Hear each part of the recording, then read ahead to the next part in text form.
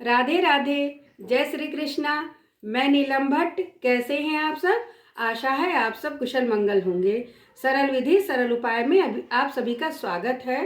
बहनों भाइयों, आज मैं सोमवती अमावस्या की पूजा विधि सरल तरीके से करके आप सभी को दिखाऊंगी और मैं शुरू करने जा रही हूँ पूजा की सोमवती अमावस्या की सरल विधि सरल तरीके से। चलिए हम शुरू करते हैं। मैंने इस पूजा से पहले और ये सरल तरीके से करने के पहले मैंने एक और वीडियो डाला है जिसमें कि मैंने सोमवती अमावस्या की व्रत पूजा कथा का महत्व बताया है। उस वीडियो पे जाके आप लोग ज़रूर उसको देखिए और लाइक करिए, शेयर करिए और चैनल को सब्सक्राइब करिए। और अब हम शुरू करते हैं ये पूजा विधि सरल तरीके से कि कैसे हमें करना चाहिए। ये देखिए, पूजा के लिए मैंने एक चौकी ले रखी है। स्टडी टेबल आपके पास हो तो वो भी आप ले सकते हैं, और आपके पास एक लकड़ी की चौकी हो, पाटा हो, आप कुछ भी ले सकते हैं पूजा के लिए। मैंने एक टेबल ले लिया है, उस पर मैंने ये वस्त्र पीले रंग का बिछा दिया है और फिर मैंने विष्णु जी की तस्वीर को स्थापित किया है अक्षत डाल करके, चावल डाल के, और उसके बाद ये मैंने शिव जी के पूरे परिवार को स्थापित करा है अक्षत के ऊपर। और उसके बाद मैंने माता सोमा को भी स्थापित कर दिया है, क्योंकि ये हमारी कथा जो है माता सोमा के ही द्वारा शुरू हुई है। और महाभारत और पुराणों के अलावा ये कथा माता सोमा के ही द्वारा शुरुआत हुआ है, प्रारंभ हुआ है। इसलिए इस कथा में आप माता सोमा का किसी तरह से या तो पान के पत्ते के ऊपर उनकी आकृति बनाइए, और आप पान के पत्ते के ऊपर नहीं बना सकते हैं तो आप इस तरह से किसी भी चीज़ के ऊपर उनकी आकृति जरूर बनाइए, क्योंकि हम लोगों ने माता सोमा की ना तो तस्वीरें देखी हैं, लेकिन पूजा में इस तरह की जरूर आकृति बनती है, तो मैं उसी को इस तरह से बनाई हूँ। देखिए, माता सोमा का हम क्यों पूजा करते हैं इस पूजा में? इसलिए कि माता सोमा एक धोबन थी जो कि एक ब्राह्मण कन्या को सुहाग दी थी, जिनके पति की आयु कम थी। उनका ये कथा था कि वो विवाह के बाद विधवा हो जाएंगी। तो माता सोमा एक बहुत शक्तिशाली स्त्री थी और वो देवी थी, और इसलिए उनसे एक ऋषि मुनि ने बताया कि आप उनसे यदि सुहाग लेंगे तो इस ब्राह्मण कन्या गुणवती जो उनका नाम था, उनकी जो है सुहाग अमर हो जाएगा और वो कभी भी विधवा नहीं होंगी। तो इसलिए माता सोमा का भी इस पूजा होता है। और आप सभी लोग जानते होंगे कि हमारे हिंदू सनातन धर्म में बहुत सारे लोगों के यहाँ जब कुंवारी कन्या का विवाह होता है तो उसमें जो है धोबन ही सुहाग देती है, और वर के मतलब सुहाग देने से पहले धोबन सुहाग देती है। तो इसी कहानी का ये अंश है, इसी कथा का, कि माता सोमा जो थी एक धोबन थी और उन्होंने ब्राह्मण कन्या को सुहाग दिया था, तो उसका सुहाग अमर हो गया था। अब आइए पूजा शुरू करें सोमवती अमावस्या की। तो सबसे पहले मैं गौरी गणेश की स्थापना करूंगी अक्षत डाल करके पान के पत्ते के ऊपर। ये देखिए, मैं अक्षत डाल रही हूँ, उसके ऊपर एक पान का पत्ता लीजिए और फिर गौरी और गणेश जी का स्थापना करिए। ये देखिए, ये सुपारी के बने हुए गणेश जी हैं और माता गौरी बगल में हैं जो कि गोबर से बनी हुई हैं। इसके बाद कलश की स्थापना इसी तरह से करेंगे। ये मैंने अक्षत डाल दिया है, या तो अष्टदल कमल आपको बनाना आता हो तो वो बना दीजिए, उसके ऊपर स्थापित करिए। ये मैंने कलश के कंठ में मौली बांधा है और स्वास्तिक भी बना दिया है। और स्वास्तिक हम क्यों बनाते हैं? हम हर पूजा पाठ में स्वास्तिक का प्रयोग करते हैं, लेकिन ये नहीं जान पाते हैं कि स्वास्तिक बनाया क्यों जाता है। ये स्वास्तिक हमारे 4 वेदों का प्रतीक है और 4 देवताओं का प्रतीक है, ब्रह्मा विष्णु महेश और श्री गणेश जी का प्रतीक है। और ये कलश के अंदर वरुण देव स्थापित हैं, और इनकी स्थापना पूजा करने के बाद इनमें सभी देवी देवता स्थापित हो जाते हैं। और इनके अंदर हल्दी, सिक्का और सुपारी डाल करके इसकी स्थापना कलश की करते हैं। कलश की स्थापना में एक नारियल, अगर जो आपके पास है तो नारियल रखिए, पूर्ण रूप से कलश स्थापित करिए। कलश की स्थापना के बाद, गौरी गणेश की स्थापना के बाद मैं दीपक की स्थापना करूंगी। जो कि अक्षत अक्षत के ऊपर होगा। ये मैंने चावल के ऊपर चावल रख दिया है, उसके ऊपर दीपक रखूंगी। और ये दीपक की ज्योत जो है मैं इसको कलावे से बनाई हुई हूँ। आप कलावे से बनाइए या कच्चे धागे से बनाइए, रुई का प्रयोग बिल्कुल मत करिए, क्योंकि रुई का प्रयोग करने से हमें दोष लगेगा। तूल और मूल का प्रयोग बिल्कुल नहीं करना है। और इस पूजा में हमें घी का ही दीपक जलाना है। अगर जो आपके पास घी ना हो तो आप तिल के तेल से भी इस पूजा को कर सकती हैं। चलिए मैं अब इस दीपक को प्रज्वलित करूंगी। हमारे हर पूजा पाठ का साक्षी होता है, इसलिए हम हर पूजा में दीपक जलाते हैं। इसके बाद सभी देवी देवताओं को स्नान करवाऊंगी।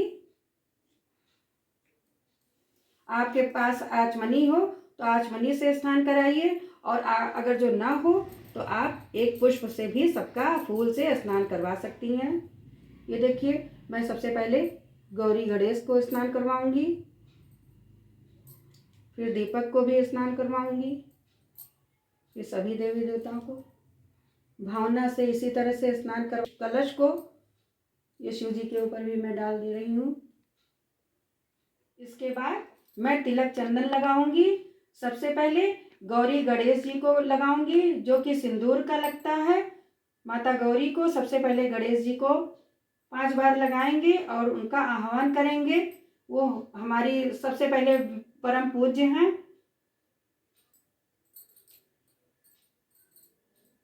फिर इसके बाद माता गौरी को 5 बार,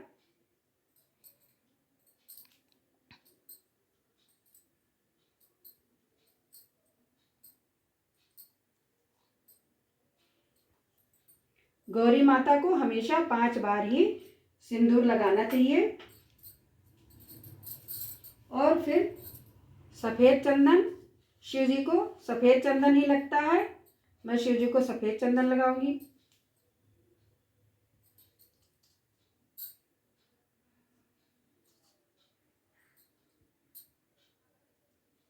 और श्री विष्णु जी को पीले रंग का चंदन।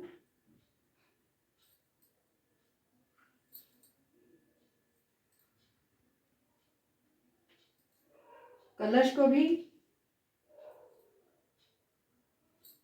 दीपक को,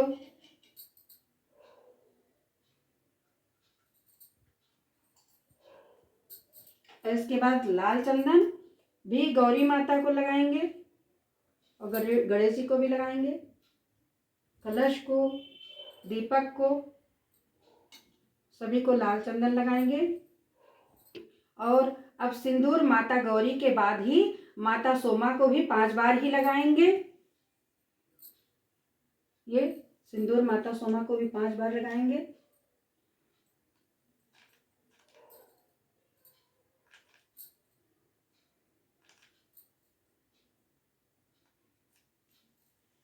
फिर हम सभी देवी देवताओं को पुष्प अर्पण करेंगे। ये देखिए, गणेश जी को, गौरी जी को, विष्णु जी को,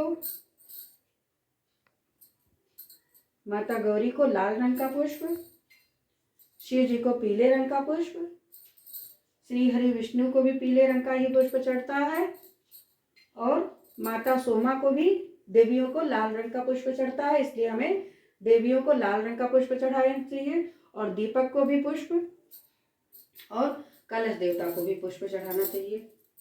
इसके बाद फल चढ़ाइए। ये माता सोमा को, गौरी गणेश जी को, श्री हरि विष्णु जी को भी फल चढ़ाएंगे। और कलश देवता को, वरुण देव इसमें विराजमान है, इसलिए मैं उन्हें भी चढ़ाऊंगी फल। फल के भोग के बाद हम मीठा चढ़ाएंगे, मीठे का भोग लगाएंगे। आपके पास जो कुछ भी मीठा हो, लड्डू हो, पेड़ा हो, बर्फी, कुछ भी हो, किसी भी चीज़ का भोग आप लगा सकते हैं। और भोग आप इस तरह सभी देवी देवताओं को लगा सकते हैं, दिखा सकते हैं सभी को।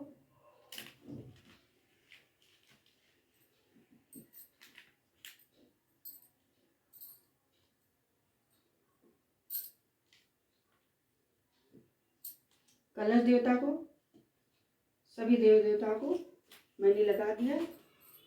मैं धूप बत्ती जलाना भूल गई, इसलिए मैं धूप बत्ती जलाऊंगी।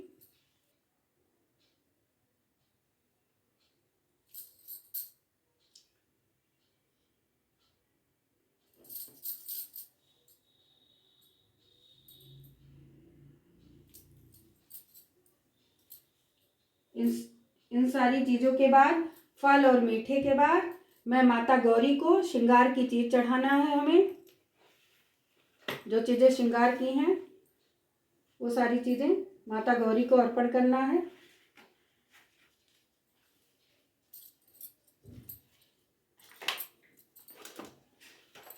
और माता सोमा को भी सुहाग की सारी चीजें चढ़ाना है।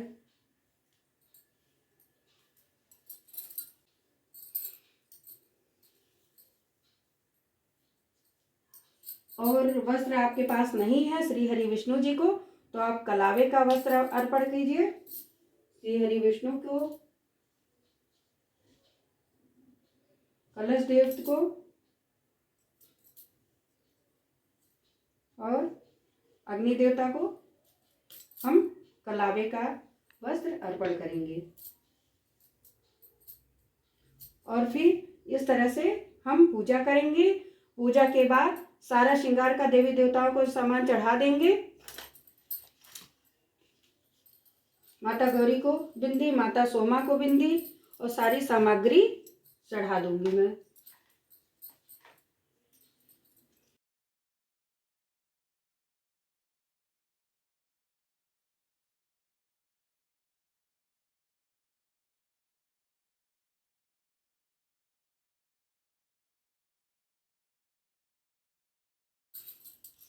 और ये सब सारी चीजें चढ़ाने के बाद हमें परिक्रमा करना होगा। 108 बार परिक्रमा करना होता है पीपल के वृक्ष की। और अगर जो आपके घर के नज़दीक कहीं पीपल की वृक्ष है तो आप वहाँ जाकर पूजा करिए। और अगर जो आपके घर के पास नहीं है तो आपसे हो सके तो आप गमले में आप एक पीपल के वृक्ष को लगा करके पूजा करके और उसे किसी मंदिर में दान कर दीजिए, क्योंकि पीपल के वृक्ष को घर में नहीं रखा जाता है। और इस तरह से हमें घर में अगर जो आप कर रहे हैं तो आप इसी तरह से पूजा अर्चना कीजिए और उतना ही फल आप सभी को मिलेगा जितना कि आप पीपल के वृक्ष के पास जाकर करेंगे, और उतना ही फल आपको घर में भी करने से मिलेगा। और 108 बार गिनती ऐसे तो हम कर नहीं सकते हैं।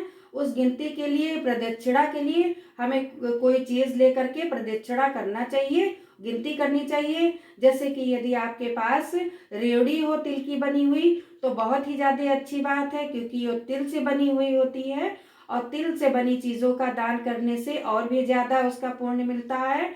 और अगर जो नहीं आपको मिल पा रहा है तो आप मखाने से करिए 108 बार, मखाना भी नहीं हो पा रहा है तो आप चूड़ी से करिए, बिंदी से करिए या पान के पत्ते से करिए और छुहारे से भी करिए, बहुत सारी चीज़ों से होता है। और हाँ, आप टॉफ़ी हो गया, बिस्किट हो गया, चॉकलेट हो गया, इन सब चीज़ों से हमें फेरी नहीं लगाना चाहिए, परिक्रमा नहीं करनी चाहिए। वो भी इसलिए कि हमें ये सारी चीज़ें पूजा पाठ के बाद ब्राह्मण को दान देना होता है। अगर जो आप को ये इन चीज़ों का शौक़ है तो आप अलग से खरीद करके गरीबों में बांट सकते हैं, लेकिन इस पूजा पाठ में ऐसी चीज़ों को नहीं प्रयोग करना चाहिए। इसका हमें अच्छा फल मिलने के अलावा बुरा फल मिलता है, इन चीज़ों का गलत असर पड़ता है। तो फिर इस तरह से इन सब चीज़ों का हमें प्रयोग नहीं करना चाहिए। पूजा के बाद परिक्रमा करने का भी एक नियम होता है। इस परिक्रमा को करने के लिए मैंने चीनी का गट्टा ले लिया है और साथ में चावल को हल्दी से रंग के पीला कर दिया है, क्योंकि सफ़ेद चावल का पूजा नहीं होता है, उसे रंगने के बाद ही पूजा करना चाहिए, परिक्रमा करना चाहिए। और वो एक नियम ये है कि हम अपने आंचल में थोड़ा सा अक्षत लेंगे और उसके साथ ही हमें जो कुछ भी हमारे पास है, रेवड़ी है, गट्टी है, कुछ भी है, उसको हम साथ में लेंगे और एक बार फेरा लगाने के बाद हाथ में उसे एक बार पीपल वृक्ष का गोलाई से फेरा करेंगे और फेरा करने के बाद एक दूसरा पात्र रखेंगे। ये मैंने पात्र रखा है, उसमें एक परिक्रमा, एक फेरा के बाद एक ही डालेंगे। फिर इसी तरह से दूसरा लेंगे, फिर दूसरा परिक्रमा करेंगे, दूसरी परिक्रमा वृक्ष का, पीपल वृक्ष का करने के बाद में, दूसरी परिक्रमा करने के बाद में फिर उसे खाली वाले पात्र में डालेंगे। इसी तरह से हम 108 परिक्रमा पीपल वृक्ष के पेड़ का लगाएंगे, ये इसी तरह से। और 108 परिक्रमा लगाने के बाद हम माता की कथा सुनेंगे। जो सोमवार अमावस्या में कथा होती है, उस कथा की किताब, ये देखिए मेरे पास ये कथा है।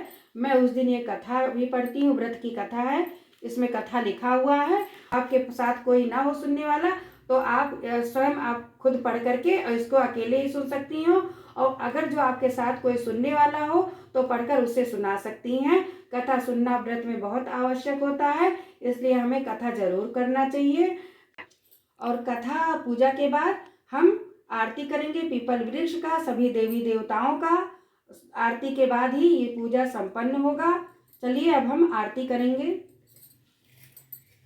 ये देखिए मैंने आरती की दीपक जला लिया है आरती के लिए, और इसकी भी बाती को देखिए मैंने कलावा से ही बनाया हुआ है, और कलावे से ही मैं आरती करूँगी। और क्योंकि हमें इसमें रुई का नहीं प्रयोग करना है, तूल का नहीं प्रयोग करना है, मूल का नहीं प्रयोग करना है। तूल यानी तुला तराजू, और मूल यानी रुई, इन सब चीज़ों का कतई नहीं पूजा करना है। और हमें जो आरती करनी है उसे सरसों के तेल से तो बिल्कुल मत करिएगा, क्योंकि इससे हमें दोष लगेगा। हमें फल के अलावा, अच्छे फलों के अलावा हमें दोष लगेगा, इसलिए हम इसकी नहीं करेंगे। और पहले मैं जल से इसको आचमन कर लूँगी, फिर हम सभी देवी देवता का आरती करेंगे। और आपको जो भी आती हो, गणेश जी की आरती, माता गौरी की आरती, सभी देवी देवताओं की जो कोई भी आरती हम गा करके आप पूजा कर सकती हैं और पूजा समाप्त कर सकती हैं। और इस पूजा में मैंने आरती भी कर लिया है, और आरती को देखिए मैंने ठंडी भी कर दी है, सभी देवी देवताओं को आरती दे दिया है।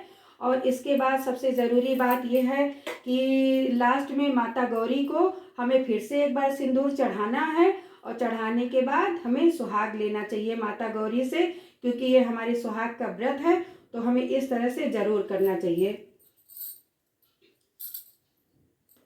आरती के बाद मैं एक बार फिर से माता गौरी को चढ़ाऊंगी सुहाग की सामग्री, एक तरफ करके और माता गौरी को चढ़ाऊंगी।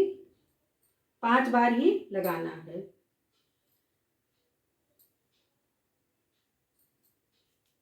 और फिर उनसे हमें सुहाग लेना है।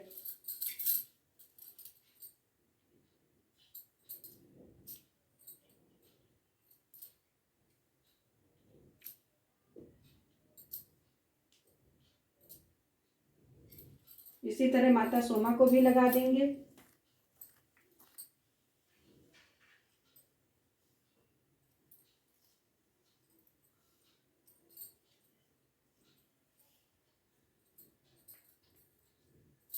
और उनसे भी सुहाग लेंगे।